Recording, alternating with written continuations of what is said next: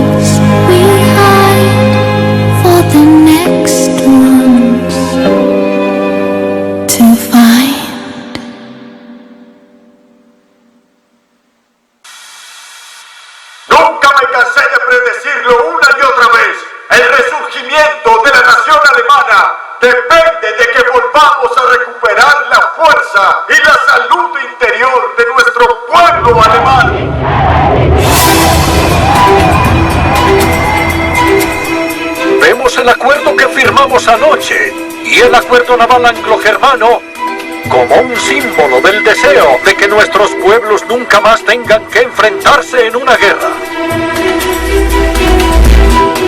Luego de la Primera Guerra Mundial, Europa sufrió muchos daños tanto económicos como políticos y también destrucción física. Si alzamos al pueblo alemán haciendo uso de todo nuestro esfuerzo, nuestra propia resistencia y la obstinación que yace dentro de nosotros, entonces nos levantaremos de nuevo, tal y como lo hicieron nuestros padres cuando construyeron Alemania.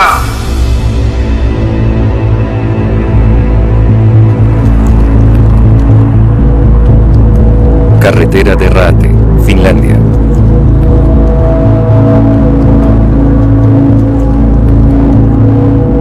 Búsqueda de tumbas masivas, Finlandia. Esta es la famosa Gran Tumba. Sé que el último dueño de la casa más cercana participó en el entierro de los soldados caídos tras la guerra. Así es. ¿Recuerdas que dijeron que era de por lo menos 3 metros de profundidad? Lo recuerdo, sí, así es.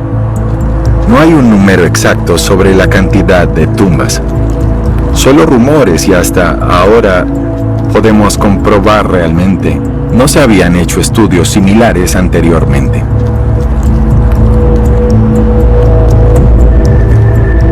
Adelante. Bien. Solo espero poder encontrar el fondo de la fosa. Aquí, por ejemplo, hay un cambio evidente en el tipo de suelo. ¿Puedes ver parábolas? Sin duda alguna, la señal definitivamente está rebotando. Nuestras opiniones difieren en nuestro lado y en su parte de la frontera sobre el número de soldados caídos. La cantidad en este lado del borde es mayor en comparación a lo que ellos están reconociendo. Podemos observar que las tumbas están marcadas en el terreno. En la época en la que Stalin realizaba sus propios estudios, afirmaron que solo hubo 1.001 soldados caídos. Hoy en día, sabemos que el estimado está entre 7.000 y 9.000. Lo peculiar e interesante de esto es que haya permanecido como un misterio por tanto tiempo. El Tratado de Versalles se firmó después de la Primera Guerra Mundial. Su propósito consistía en prevenir la detonación de nuevas guerras. La Sociedad de las Naciones se fundó para solucionar posibles conflictos entre los países. Alemania fue determinada como la única culpable de la guerra y tuvo que obedecer los estrictos términos de paz exigidos por Gran Bretaña y Francia. Protestas antirregulatorias, Alemania, 1919. La paz de Versalles se negoció entre los vencedores en lugar de los vencedores y Alemania la perdedora. Los alemanes fueron forzados a reducir su ejército, su armada y a destruir su fuerza aérea. Alemania fue afectada por lo que conocemos como hiperinflación. Los precios podrían llegar a triplicarse a lo largo de una sola jornada laboral. Como consecuencia hubo mucho sufrimiento y hambre también. Empezaron a buscar personas a quienes pudieran responsabilizar por esto. Se fijaban en los políticos y estaban viendo a los judíos como grupo étnico. Las inestables condiciones políticas y la Gran Depresión de finales de los 20 aumentaron la popularidad de grupos extremistas en Europa, tales como el fascismo y el comunismo. Alemania se rebeló en contra de las restricciones impuestas y empezó a mejorar su artillería.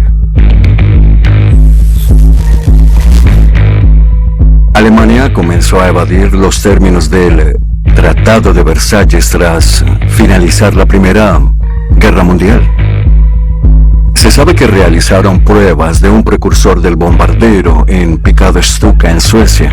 Se hicieron varias actividades submarinas en aguas territoriales finlandesas, usando una compañía falsa de origen neerlandés. Alemania consiguió minerales para su creciente industria bélica, de países pertenecientes al Imperio Británico como Canadá. El hierro se transportaba desde Suecia mediante el puerto de Luleå y el puerto de Narvik, en Noruega. Finalmente, la creciente escasez de minerales hizo que Alemania, junto con otras potencias, compitieran por nuevos depósitos de minería.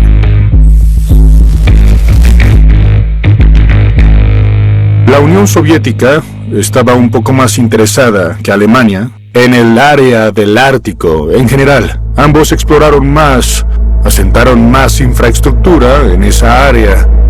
Y lo que llamó la atención fueron los recursos naturales, los metales, el bosque y su locación cercana al Atlántico. El hierro mineral en el norte de Suecia era el recurso más valioso del Ártico. A finales de los 30, Alemania se quedó con la mitad de este mineral del norte de Suecia.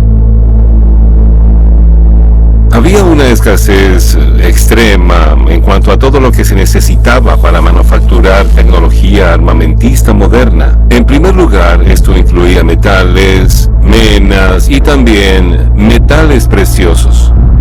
Había un aumento en el interés por el níquel, porque hacía que el acero resistiera más, por ejemplo, al entrar en contacto con el calor. Esto era importante en la elaboración de placas protectoras para uniformes.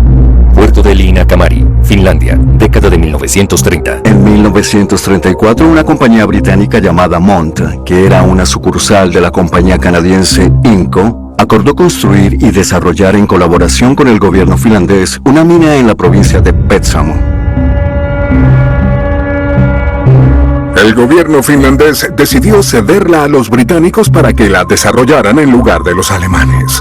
Los estudios de Inco demostraron que el depósito de níquel era el más grande de Europa. Y de repente, Petsamo se volvió importante para las grandes potencias. España, Estonia, Noruega, Suecia, Dinamarca, Holanda, Bélgica, Gran Bretaña, Irlanda, Francia, Portugal, España, Suiza, Liechtenstein, Luxemburgo, Polonia, Hungría, Rumania, Yugoslavia.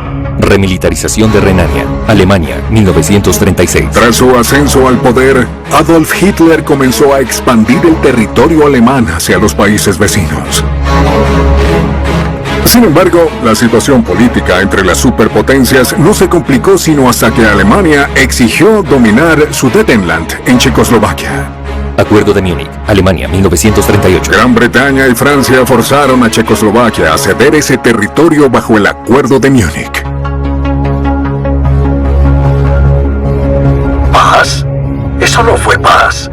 Los nazis cuentan simplemente con 3 millones de almas más bajo la bandera alemana. Al anexar Sudetenland, han hecho que Checoslovaquia quede indefensa.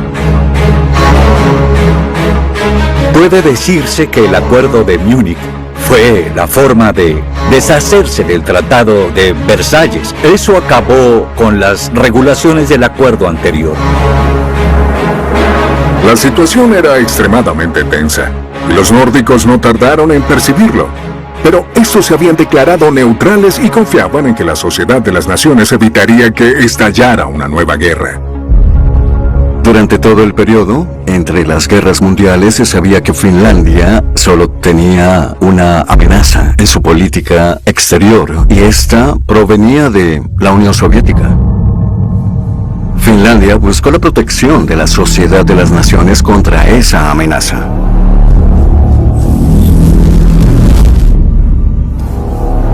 La amenaza que Rusia representaba para Suecia y Finlandia era muy diferente en comparación con Noruega. Cuando Noruega, junto con otros países nórdicos, vieron que las sanciones de la Sociedad de las Naciones no tenían efecto, comenzaron a perder su fe en la idea de que una Sociedad de las Naciones fuera la única manera en que Noruega y otros países nórdicos participaran de las políticas instituidas por las grandes potencias. Para 1939 todos sabían que la guerra se aproximaba. La Unión Soviética se preocupaba mucho por defender sus fronteras de los alemanes, particularmente aquellas que pertenecían al Ártico y a la región báltica.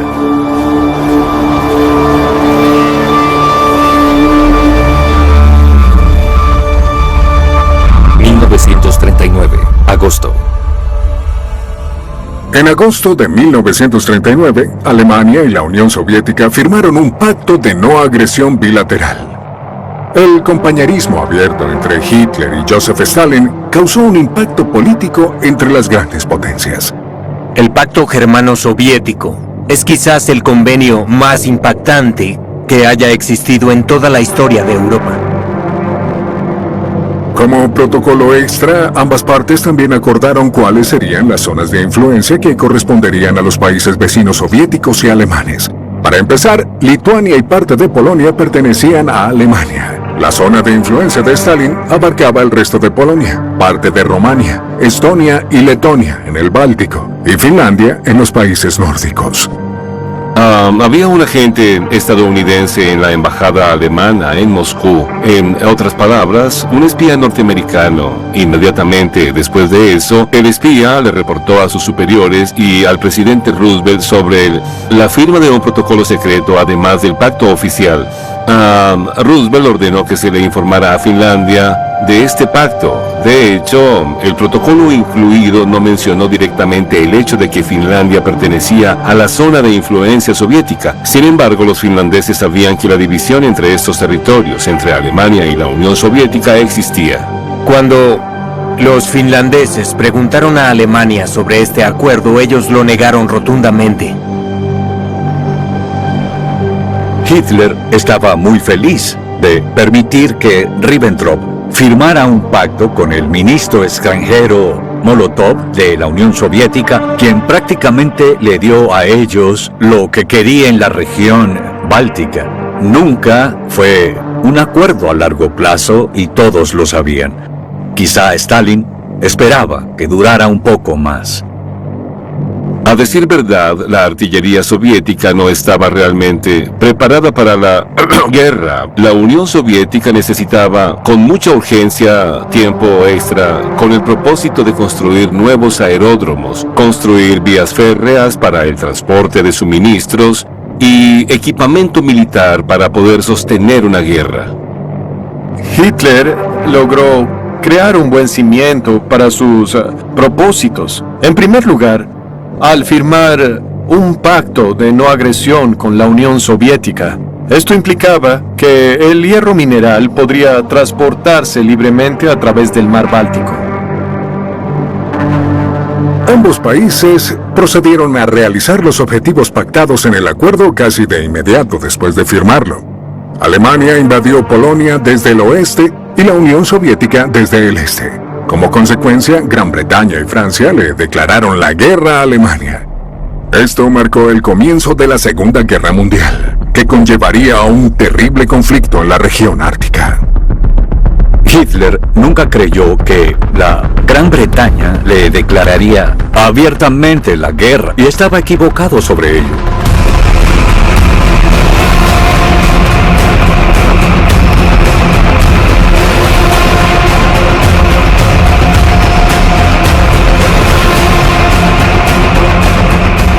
atacantes se adentraron, se esparció gasolina en los edificios, toda Europa está en llamas. La Segunda Guerra Mundial es una realidad.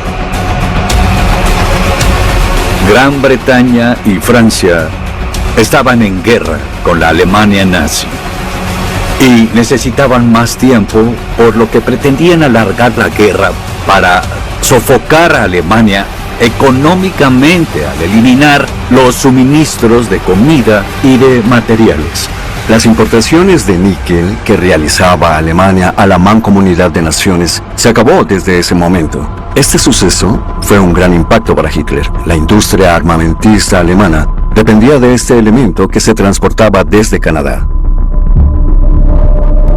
Tanto Gran Bretaña como Francia se convencieron de que si podían detener el suministro del hierro mineral de las minas suecas, Alemania no prevalecería como un contrincante poderoso por mucho más de 12 a 15 meses.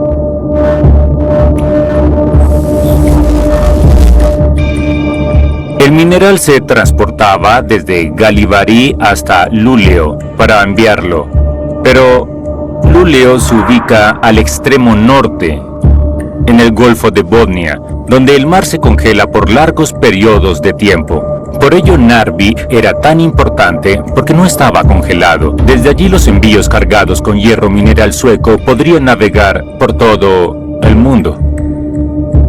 Tan pronto como la Segunda Guerra Mundial estalló, Winston Churchill comenzó a considerar establecer minas de aguas nórdicas para crear una especie de bloqueo al transporte de hierro que se dirigía hacia Alemania. La Unión Soviética continuó apoderándose de países de su zona de influencia a un ritmo acelerado. Stalin forzó a los países bálticos a aceptar las bases militares en sus territorios. Después de eso, se concentró en Finlandia. En Estocolmo, el rey Gustavo de Suecia junto con el príncipe heredero se encuentran con el presidente finlandés, el señor Kallio, quien llega en avión para la gran conferencia de las potencias neutrales del norte. El rey Håkon de Noruega y el rey Cristián de Dinamarca, el más alto del mundo, son los otros dos gobernantes asistentes. El público general en los países del norte estaba bastante alarmado. Conversarán sobre la postura general de estos países frente a la guerra y las dificultades que ahora acechan a estas naciones tradicionalmente neutrales. Diría que todo era un asunto de simbolismo. Noruega, Suecia y Finlandia tenían objetivos diferentes en cuanto a la política exterior y también a los asuntos relacionados con la defensa y la política de neutralidad. Finalmente, a inicios de octubre de 1939, Finlandia recibió una llamada de Moscú para sostener una serie de conversaciones. Pero ellos no estaban dispuestos a rendirse ante la Unión Soviética.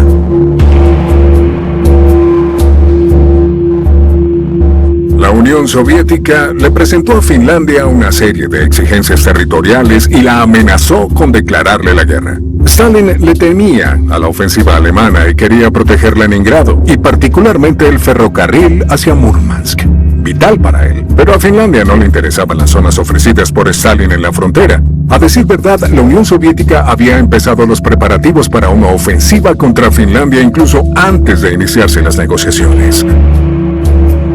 La Unión Soviética no tenía ningún control sobre el mar Báltico, por lo que no había manera de que pudiera haber evitado un desembarco alemán en Finlandia entre los años 1939 a 1940. Además, Finlandia no garantizaba de ninguna forma la seguridad de la vía férrea y mucho menos la seguridad de las regiones noroccidentales de la Unión Soviética. Esto significaba que el ferrocarril hacia Murmansk tenía que estar protegido de posibles ataques de las fuerzas enemigas en la manera que fuera posible. Finlandia no quería aceptar las exigencias de la Unión Soviética. A mediados de noviembre, Molotov declaró que el asunto pasaría de ser manejado por los políticos a los soldados. La concentración de tropas comenzó antes de que los representantes finlandeses fueran invitados a Moscú el 5 de octubre. Todos estos soldados se organizaron en secreto, por lo que la inteligencia del ejército finlandés no pudo detectarlas en la península de Kola, lo cual fue uno de los errores más graves que pudieron haber cometido. La inteligencia finlandesa concluyó que había entre 4 y 5 divisiones de Karelia, pero las habían subestimado. Carretera de Raate, Finlandia. Esto de aquí es una señal clara de que hay hierro. ¿Qué es? 20 centímetros, eso indica. ¿Y qué tan larga es? Solo esta fosa mide 35 metros de largo. Es absolutamente enorme. Sí, eso podría indicar que también hay caballos enterrados en este lugar. He visto fotos de patas de caballo que apuntan hacia arriba. Desde una tumba, son como árboles. ¿Te gustaría cavar ahí? Podría intentarlo. Estamos usando este equipo para ver si hay bordes que puedan determinar la existencia de fosas, por ejemplo, para observar las posibles interrupciones en el suelo. Si los fallecidos tenían algún objeto de metal, por ejemplo, es muy probable que se muestre con el método electromagnético Slingram.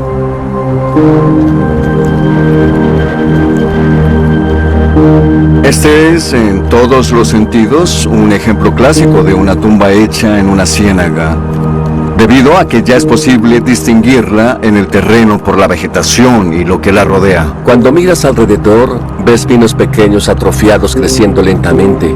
Y cuando este lugar se cavó, el suelo de la ciénaga quedó al descubierto y se formó un lecho fértil para las semillas de abedules. Estos crecieron y ahora tienen un tamaño decente. Rápidamente Finlandia comenzó la movilización de tropas y la evacuación de objetivos civiles. El comandante en jefe del ejército era el mariscal Carl Gustaf Emil Mannerheim. Se estima que unas 100.000 personas fueron evacuadas de Helsinki hacia las zonas rurales. Pero los finlandeses siempre pensaron que ninguna guerra se iba a desatar. La gran mayoría de los evacuados regresaron a la ciudad a lo largo de noviembre.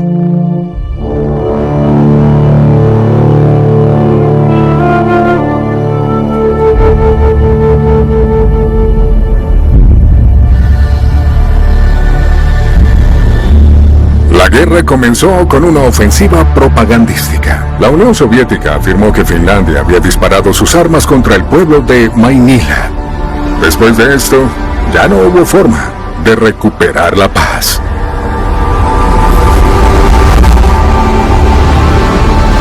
La primera víctima de la guerra es la verdad. Esa frase estuvo tan vigente en la Segunda Guerra Mundial como lo estuvo en la Primera Guerra Mundial y como lo está hoy. Si las partes no están ganando la guerra, mienten. Estudios posteriores demostraron que el rango de la artillería finlandesa en esa zona no habría sido suficiente como para realizar esos supuestos disparos de los que hablaron los rusos. Esa fue una noticia falsa.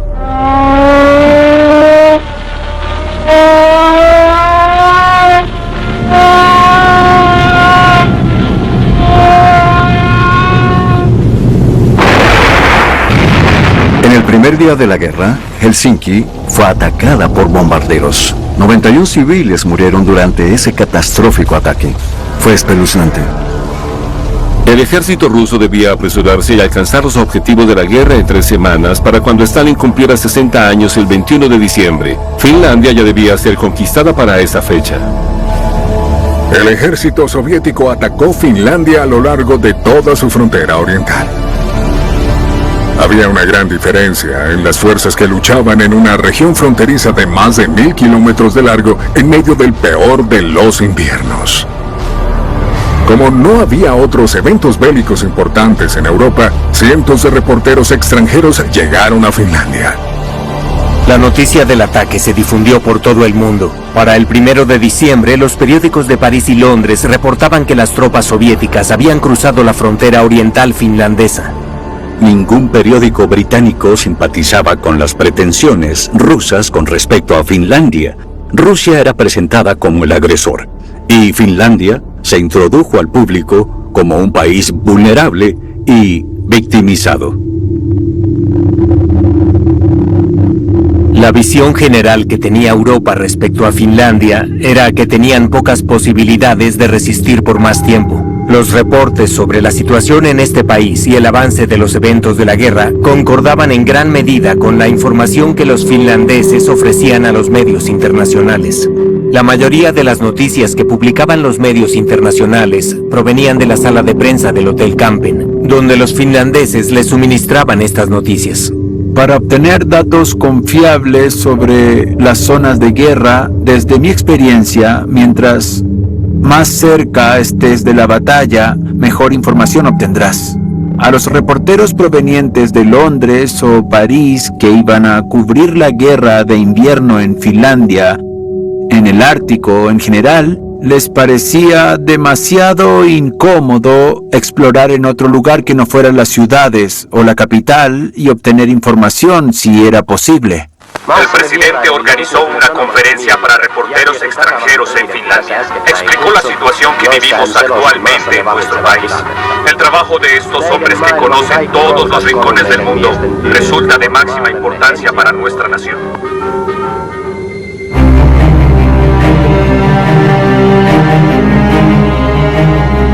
La ofensiva del Ejército Rojo se basaba en el uso de múltiples tropas. El objetivo era cortar a Finlandia por el medio, con un rápido ataque inducido a lo largo de la red de carreteras. Por su parte, los finlandeses dominaban el arte de la guerra de guerrillas, además de usar su terreno con eficiencia. El Ejército Rojo realizó un avance significativo hasta la localidad de Suomisalmi entre el 7 y el 8 de diciembre. Ese fue quizás el punto más lejano al que la Armada de la Unión Soviética logró llegar.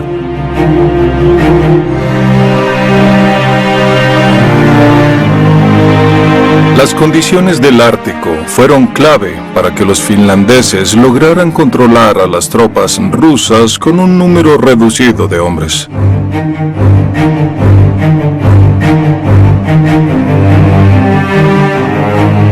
La guerra en el Ártico fue demasiado extraña. Se parecía mucho a una sacada de un libro de cuentos. Podría decirse que, ya en los primeros días de combate, era una batalla en medio de la brisa helada y la nieve. La anatomía del campo de batalla era muy particular. Era bastante difícil de entender para un europeo. Durante el invierno en el norte de Finlandia, siempre se oscurece. Solo alcanza a estar más iluminado durante el día. El sol sale un poco, pero por unas cuantas horas y luego oscurece de nuevo. Así que ese fue un periodo muy oscuro. Finlandia pidió ayuda internacional tan pronto estalló la guerra. Luego de eso, varias naciones comenzaron a entregarles suministros. Sin embargo, otros países del norte no estaban preparados para brindar su apoyo a Finlandia con tropas. La Sociedad de las Naciones expulsó a la Unión Soviética e incentivó a los demás países integrantes a que ayudaran a Finlandia. Suecia era un país no beligerante, es decir, no íbamos a luchar como un estado en la guerra, pero tampoco éramos muy neutrales. En poco tiempo, el gobierno sueco decidió ayudar. Se enviaron más de 40 millones de municiones para armas pequeñas en solo un mes.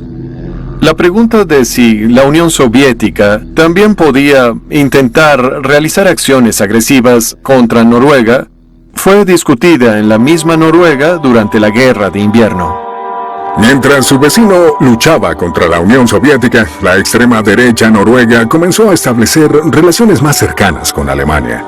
El jefe del partido National Samling, Vidkun Quisling, se reunió con Hitler a escondidas de todos, incluso de sus propios compatriotas.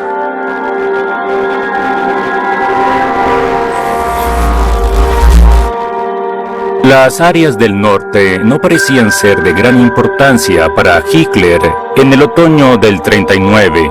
Esto cambió con la visita de Quisling a Berlín en diciembre. Se reunió 2 veces con Hitler y presentó una especie de escenario terrorífico en el que los británicos planeaban atacar a Noruega y a la región del norte. Él se veía a sí mismo como si fuera un vanguardista espiritual que podía usar el partido al que pertenecía para guiar a Noruega por el camino correcto. Quisling afirmaba ser el tipo de hombre que sería capaz de ejecutar un golpe de Estado. Presumía de que el National Samling contaba con mucho más apoyo del que realmente tenía. Después de la visita de Quisling, Hitler ordenó un estudio operativo para una posible invasión y lo llamó Study Nord. Tropas finlandesas. Finlandia, 1939-1940. Hitler estaba seguro de la victoria soviética y prohibió el envío de armas a Finlandia a través de territorios alemanes. Esto impidió que los aviones italianos llegaran a Finlandia según lo planeado. Sin embargo, en la frontera oriental de Finlandia, las tropas soviéticas tenían cada vez más problemas. En Suomi-Salmi, la temperatura había alcanzado un número inferior a los menos 30 grados centígrados.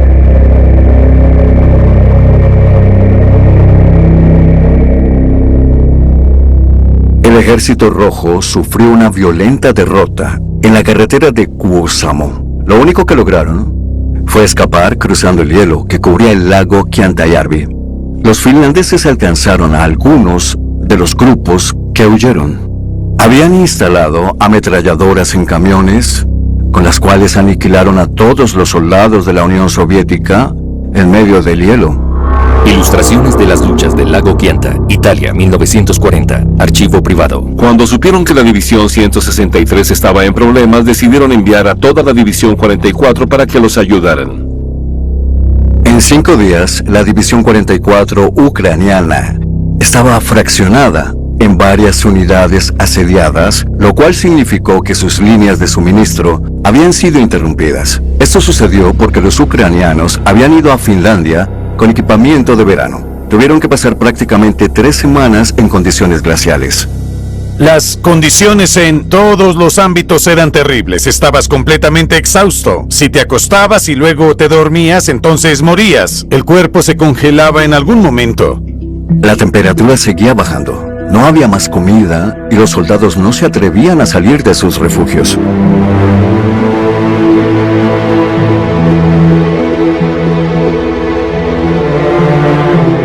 Esto causó un pánico colectivo en el ejército ucraniano, cuyos hombres intentaron regresar a la Unión Soviética, dejando atrás todo su equipamiento.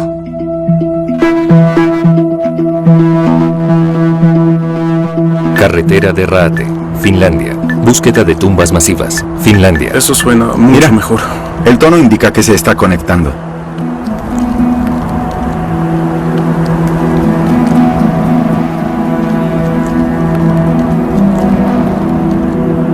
Creo que aquí hay otra fosa grande. Parece que hubo mucho que enterrar en esta zona. Así es. Sí, es cierto. Sí. Fue en esta parte donde los ucranianos debieron intentar hacer su último avance. Así es. Los finlandeses los rodearon y sufrieron una muerte terrible. Claro. Localizar tumbas masivas aquí o en otros campos de batalla es importante por muchas razones. La primera de ellas, podemos conocer sus ubicaciones y así protegerlas como cementerios históricos. En estos casos en los que los muertos provienen de países como Rusia o Ucrania, representan lo que se denomina como patrimonio cultural huérfano. Ubicar este patrimonio es importante para poder honrar a esos soldados caídos, entre otras cosas.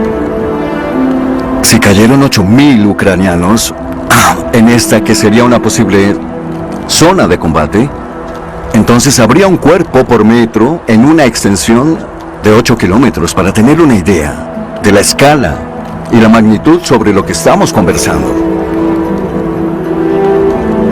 Recolectamos varios datos importantes durante algunos días de nuestro trabajo de campo. Con base en ellos, podemos comenzar a investigar con mayor profundidad mediante análisis por computadora. A partir de eso, con cierto margen de error, podemos llegar a determinar qué tan posible es que las historias locales sean ciertas y qué lugares de aquí son realmente tumbas masivas. Líneas 17 y 18. Creo que con este hallazgo podemos descansar. Así es. Al menos por hoy. Vamos a procesarlo y veamos qué obtenemos de aquí. Visitemos los cuarteles del personal para saludar a los hombres que lideraron a nuestras tropas en sus batallas victoriosas. Nuestro comandante posa con su característica tranquilidad militar mientras el resto del personal permanece de pie frente a sus cuarteles. El coronel Hjalmar Silesbo lideró las tropas finlandesas en las batallas de Suomussalmi y obtuvo una victoria notable. Los hechos recibieron mucha atención de parte de los medios y la imagen de un ejército rojo insuficiente se hizo más fuerte. Los finlandeses querían capitalizar al máximo el valor propagandístico de esta batalla. Tan pronto como pudieron, llevaron a reporteros internacionales al lugar para asombrarlos con el panorama. En ese momento hicieron uso del término infierno congelado. Ilustración de la Guerra de Invierno, Italia, 1940, archivo privado. Tenían dos mensajes principales. Uno era: nuestros soldados son mejores, estamos ganando la guerra. El segundo era: el enemigo está asesinando civiles y cometiendo crímenes de guerra. Esa era la narrativa que las partes querían presentar y también era la misma que los periodistas no debieron aceptar tan automáticamente. Los pilotos soviéticos se han dedicado a su actividad favorita, destruir hogares y asesinar civiles. Estas acciones demoníacas solo fortalecen nuestra voluntad y nuestra decisión inquebrantable de luchar. Él, quien nos ataca como si se tratase de alguna bestia y amenaza nuestra independencia, aprenderá por las malas el verdadero significado del sisu finlandés. La propaganda finlandesa en la Guerra de Invierno también fue criticada. Los finlandeses llevaron a los medios internacionales al campo después de la batalla, pero después de haber retirado los cuerpos de sus compatriotas, dejando así a los caídos del Ejército Rojo. Eso fue lo que hicieron. Uno de los análisis más pertinentes en el New York Times afirmaba que Hitler habría pensado varias conclusiones propias respecto al fracaso de la Unión Soviética en sus batallas, en su guerra contra Finlandia. Una guerra que se llevaba a cabo en el Ártico no tardó en atraer más apoyo internacional durante el invierno, además de fuerzas voluntarias que se dirigieron a Finlandia. Desde Gran Bretaña se está enviando más ayuda en forma de ambulancias. Tanto el personal como los vehículos están bien protegidos contra el frío intenso del invierno finlandés para aliviar el sufrimiento de los hombres que luchan por sus vidas frente a tantas adversidades. El público general de los otros países nórdicos estaban muy afectados por la invasión soviética. Los voluntarios que fueron a Finlandia eran principalmente de los otros territorios escandinavos. Quienes brindaban más ayuda en este ámbito eran los suecos. Más de 8,000 voluntarios provenientes de Suecia fueron aceptados. También participaron unos 1,000 daneses y casi 800 noruegos. Creo que la motivación básica era que si no se ofrecían, muy pronto tendrían ese mismo problema en sus propios países. Un voluntariado compuesto por cazas y pilotos de Suecia viajaron a Finlandia. Fueron responsables de la defensa antiaérea en Laponia como parte de la Fuerza Aérea Finlandesa. Realizaron algunos ataques contra bases aéreas soviéticas.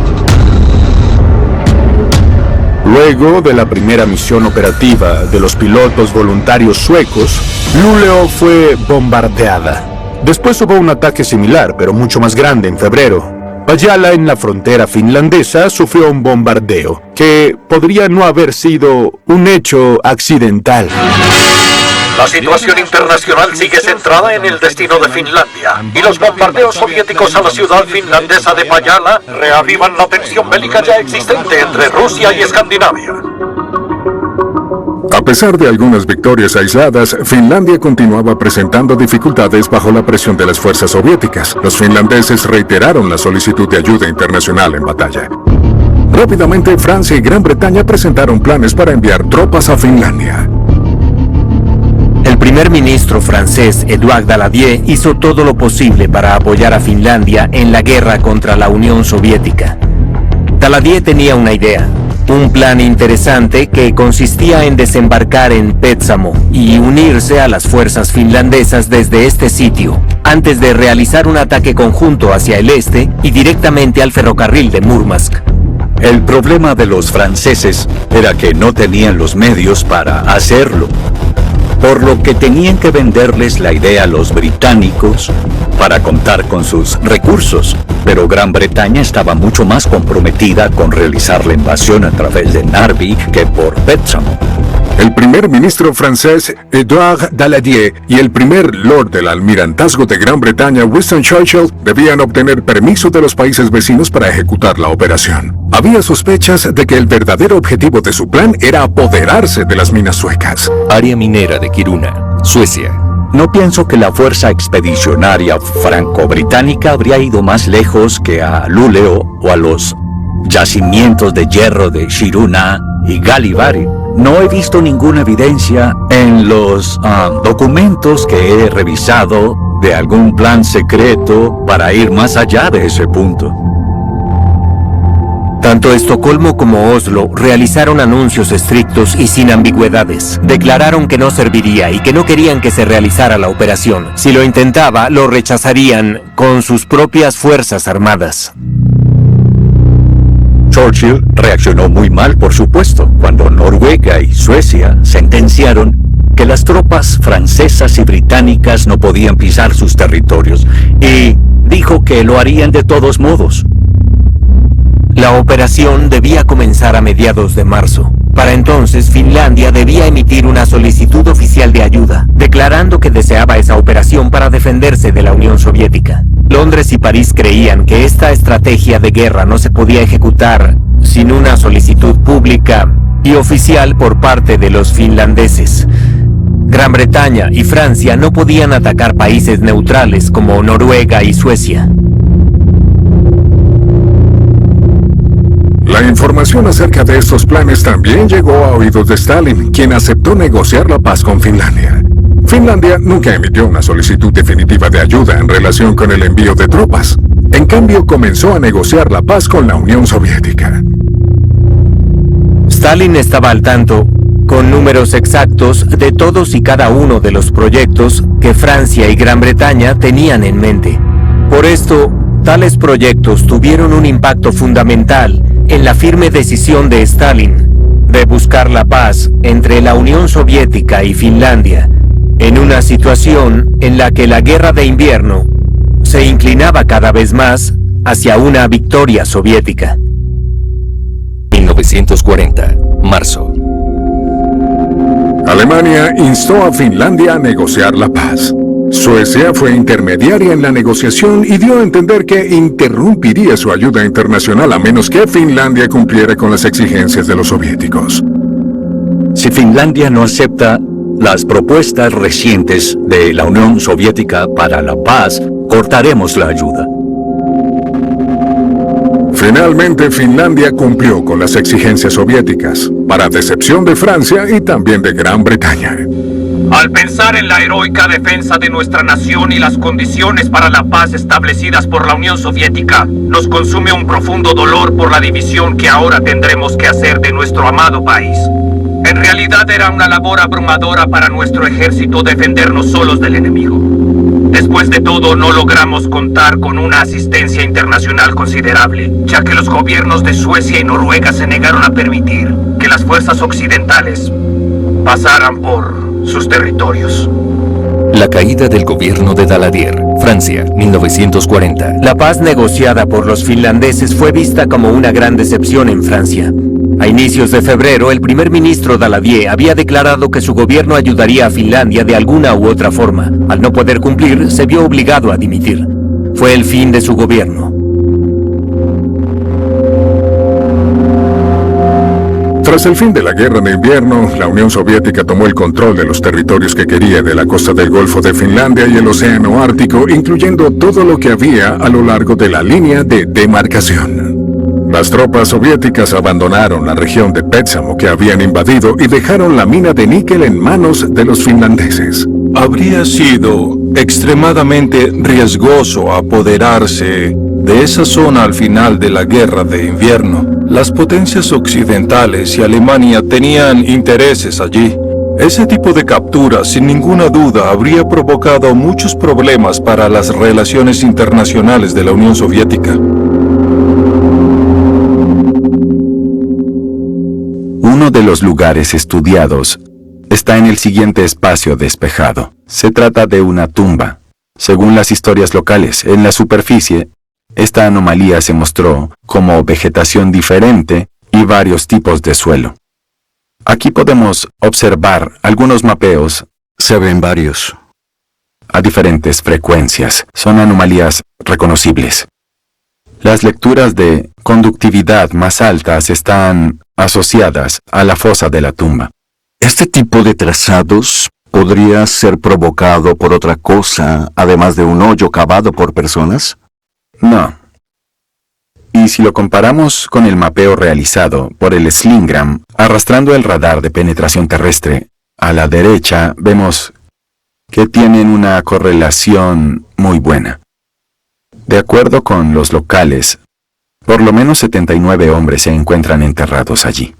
Como teníamos una sepultura conocida, pudimos usar su modelo para reconocer y verificar lugares considerados como tumbas masivas según las historias locales.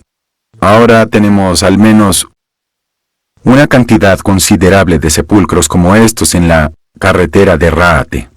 Pero aún quedan decenas. Quizás nos falten unas 100 o aún más por ubicar y estudiar en el campo. El número de ucranianos caídos en la carretera de Raate continúa siendo un misterio histórico. Para poder averiguarlo, sería necesario realizar un mapeo y descubrir los lugares en donde yacen sus cuerpos. Y luego la única manera de saber cuántos muertos hay en cada tumba sería exhumarlos. La paz llegó al Ártico, pero solo por un corto tiempo. Hacia finales de la Guerra de Invierno hubo un incidente en la costa de Noruega que llevaría a los países nórdicos de nuevo a la Guerra Mundial. La inteligencia británica recibió información acerca de un tanquero alemán llamado Almark que transportaba soldados británicos cautivos por aguas territoriales noruegas. El 16 de febrero de 1940, el Altmark se dirigió al Jøsenfjord en búsqueda de refugio. Después los británicos violaron la neutralidad de las aguas noruegas, ingresaron al Jøsenfjord y abordaron el barco. Los británicos descubrieron que había 300 prisioneros provenientes de Gran Bretaña a bordo de la embarcación. Ellos finalmente lograron liberar a los 300 prisioneros y también fue un incidente simbólico que llevó a Noruega a participar en la Segunda Guerra Mundial. Esto generó un gran dilema político para Noruega, porque ni Alemania ni Gran Bretaña creían que esta nación podría mantener su neutralidad. Del lado alemán, parecía obvio que se había enfocado solamente en Noruega. ¿Quién llegaría primero? Hitler decidió acelerar su plan anterior de desembarcar en el país nórdico. Le ordenó al general Nikolaus von Falkenhorst preparar la operación Weserübung. Von Falkenhorst tenía pocos conocimientos sobre la topografía noruega, sus puertos y otras cosas. Así que fue a la librería más cercana y compró un mapa turístico de Noruega. En él marcó los lugares más importantes, puertos e infraestructura, donde parecía posible el desembarco de las fuerzas alemanas. Después de algunas horas, regresó con un mapa turístico donde mostraba los puntos de desembarco en Dinamarca y también en Noruega.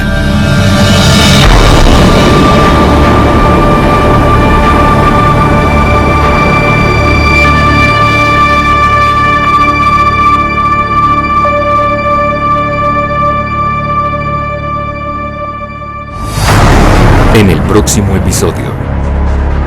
En la batalla de Narvik estaban muy ansiosos por acabar con los alemanes. Ninguno de ellos tenía experiencia combatiendo en un ambiente tan hostil. Los hombres que sobrevivieron a esas condiciones quedaron marcados de por vida. Our eyes don't meet when the